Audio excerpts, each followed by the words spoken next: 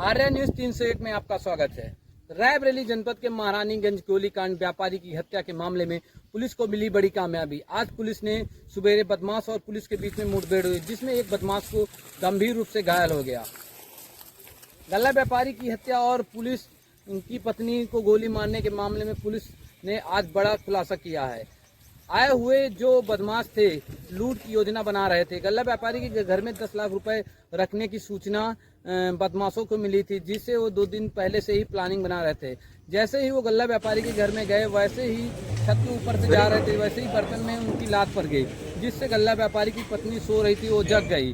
जैसे ही गल्ला व्यापारी की पत्नी जगी, वैसे ही बदमाशों ने गल्ला व्यापारी की पत्नी को गोली मार दी, जिससे गंभीर रूप से घायल हो गया और गल्ला व्यापारी को गोली मारा, जिससे गल्ला व्यापारी की मौके पे ही मौत हो गई। आज पुलिस और बदमाशों के बीच में मुठभेड़ हुई, जिसमें एक बदमाश गंभीर रूप से घायल हो गया।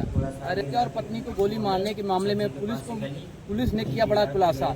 घर में रुपए होने की सूचना के बाद ही बनाई गई थी प्लानिंग।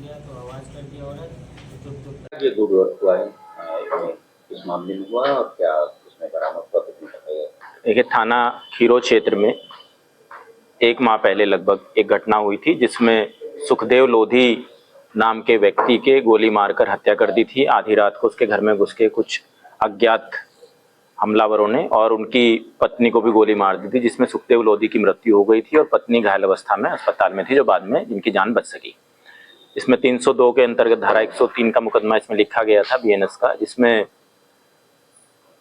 पुलिस जांच पड़ताल तभी से कर रही थी, इन्वेस्टिगेशन कर रही थी, और इसमें एसओजी की टीम, सर्विलांस की टीम और रेंज एसओजी की टीम लगी हुई थी। सीओ साहब स्वयं लगे हुए थे, सीओ लालगंज इसमें।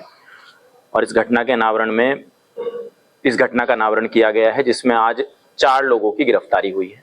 इसमें 4 लोगों में एक रमेश नाम के व्यक्ति के साथ में पुलिस की मुठभेड़ हुई है, उसके पैर में गोली लगी है, और 3 अन्य साथी अनुराग, कुलदीप और सुनील पासी की गिरफ्तारी हुई है। इस गैंग में 3 और लोग हैं जिनकी गिरफ्तारी अभी शेष है, उनको भी शीघ्र ही पकड़ लिया जाएगा। घटना का जो मोटिव है वो इस प्रकार है कि जो सुशील पासी है उसके यहाँ पर कोटा है एक, और उस कोटे का निरस्तीकरण का नोटिस उसको बताया गया है कि जारी हुआ है, जिसमें कुछ पैसे जमा करने थे 1 लाख से ऊपर, तो उसको पैसे की आवश्यकता थी। रमेश की पत्नी की डिलीवरी थी, उसको भी पैसे की आवश्यकता थी, तो इन लोगों ने किसी को लूटने का प्लान बनाया। इसी दौरान जो सुनील पासी का जो जीजा है शिवम, उसके द्वारा बताया गया कि जो महारानीगंज में गल्ला व्यापारी हैं उनके घर पर 10 लाख रुपया रखा है। तो इन लोगों ने प्लान बनाया कि महारानीगंज में गल्ला व्यापारी को रात में जाकर लूटेंगे, और ये लोग अपनी घटना करने के लिए अपनी बाइक से तमंचा खरीदने के उपरांत वहां पर पहुंचे।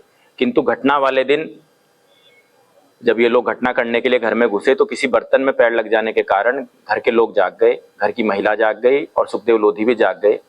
उन लोगों को इन्होंने ओवरपावर करने की कोशिश की, लेकिन उन लोगों ने शोर मचा दिया, तो हड़बड़ाहट में इन्होंने उनको गोली चला दी उनके ऊपर, जिसमें सुखदेव लोधी मौके पर ही मर गए और पत्नी घायल हो गई। और ये लोग वहां से कूद के छत पे से भाग गए अपनी मोटरसाइकिल उठा के।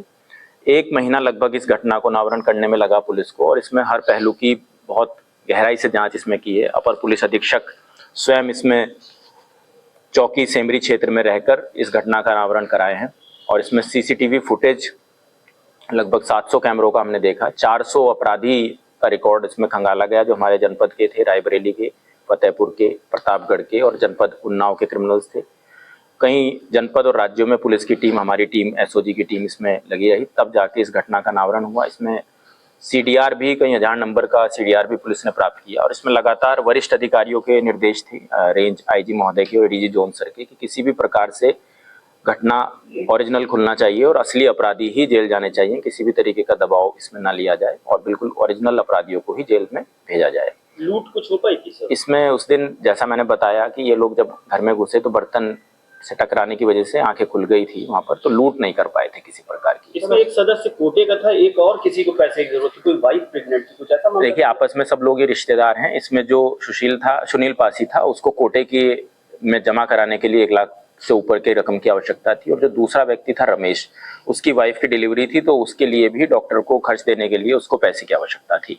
सर, ये जो असले थे वो कहाँ से बना? असले इनके द्वारा बताया गया है कि कोई उन्नाव में व्यक्ति है, जिसके पास से इन लोगों ने 13,500 रुपया में 2 असले खरीदे थे और गोलियां भी ली थी। वो असला भी पुलिस ने इसमें बरामद कर लिया है।